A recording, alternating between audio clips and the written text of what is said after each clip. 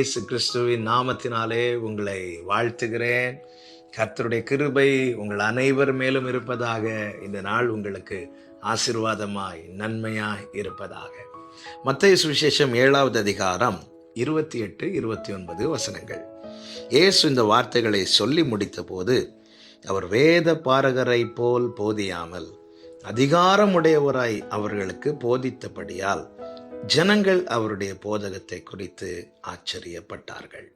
கர்த்தருடைய பரிசுத்த நாமத்திற்கு மகிமை உண்டாவதாக. ஆண்டவராகிய இயேசு கிறிஸ்து தம்மை தாமே வெறுமையாக்கி இந்த பூமியிலே வந்தார். அவர் பிறந்து வளர்ந்து தமது 30வது வயதிலே ஊழியத்தை ஆரம்பிக்கிறார். அவருடைய போதகத்தை குறித்து இங்கே ஜனங்கள் ஆச்சரியப்பட்டார்கள் என்று சொல்லப்பட்டிருக்கிறது.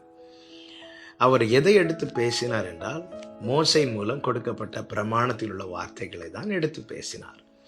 ஆனால் இந்த போதகத்தை குறித்து ஜனங்கள் ஆச்சரியப்படுவதற்கான காரணம் என்னவென்றால், அவர் அதிகாரமுடையவராய் பேசினாராம். ஜனங்கள் எல்லாரும் மோசேயை கொண்டாடி கொண்டிருக்கிறார்கள். காரணம், மோசையின் மூலமாய் தான் பிரமாணம் கொடுக்கப்பட்டது. மோசே எகிப்துக்கு அனுப்பப்படுகிறான். மோசை மூலம் கர்த்தர் ஜனங்களுக்கு மீட்பை கொடுக்கிறார். ஆட்டுக்குட்டியின் ரத்தம் ஒவ்வொரு வீட்டு நிலைக்கால்கள் மேல் பூசப்படுகிறது. அன்று இரவு விடுதலை. கர்த்தர் மோசே தலைமையில் ஜனங்களை எகிப்திலிருந்து அழைத்து கொண்டு வருகிறார். ஆமென். மோசே கர்த்தர் தம்முடைய சமூகத்தில் அழைப்பித்து அவன் கையிலே கர்த்தர் பிரமாணங்களை கொடுத்து அதை ஜனங்களுக்கு கொடுக்கும்படி செய்கிறார். ஆனால் இங்கே அந்த வார்த்தைகளை தான் எடுத்து பேசுகிறார். இன்னும் புரியும்படியாக ஆழமாக ஆண்டவராகிய இயேசு கிறிஸ்து பேசுகிறார். அதே காரியங்கள் தான். ஆனால் இங்கே அவர் அதிகாரமுடையவராய் பேசுகிறதை குறித்து ஜனங்கள் ஆச்சரியப்பட்டார்கள். என்ன அதிகாரமுடையவராய் பேசினார்? எப்படி பேசினார்?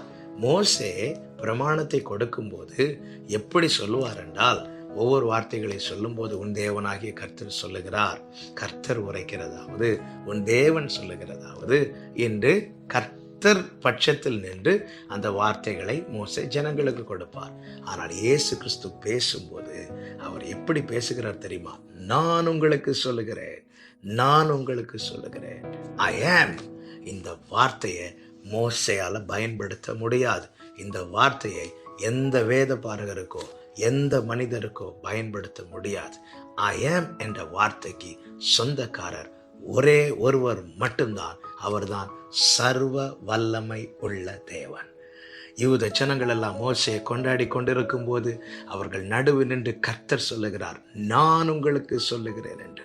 இந்த போதகத்தை குறித்து ஜனங்கள் ஆச்சரியப்பட்டார்கள். காரணம், அவரிடத்திலிருந்து வெளிப்பட்டது சாதாரணமான வார்த்தை அல்ல, அதிகாரம் உள்ள வார்த்தை. இந்த நாளில் என்னை கேட்டுக்கொண்டிருக்கிற அன்பு சகோதரா சகோதரி, உங்களோடு கர்த்தர் ஒரு வார்த்தையை சொல்லியிருப்பார் என்றால் அது சாதாரணமானவரிடத்திலிருந்து வரவில்லை. மோசேயை விட பெரியவர், எல்லா அதிகாரத்தையும் உடையவரிடத்திலிருந்து அந்த வார்த்தை வந்திருக்கிறது. எனவேதான் அவருடைய வார்த்தை ஆவியாயும் ஜீவனாயும் இருக்கிறது. அவருடைய வார்த்தை வல்லமை உள்ளதாய் இருக்கிறது. கர்த்தர் நல்லவர். நம்மோடு சொன்ன வார்த்தையை நிறைவேற்ற அவரால் மட்டும் கூடும். அவர் செய்கிறதை எந்த வல்லமைக்கும் தடுக்க முடியாது.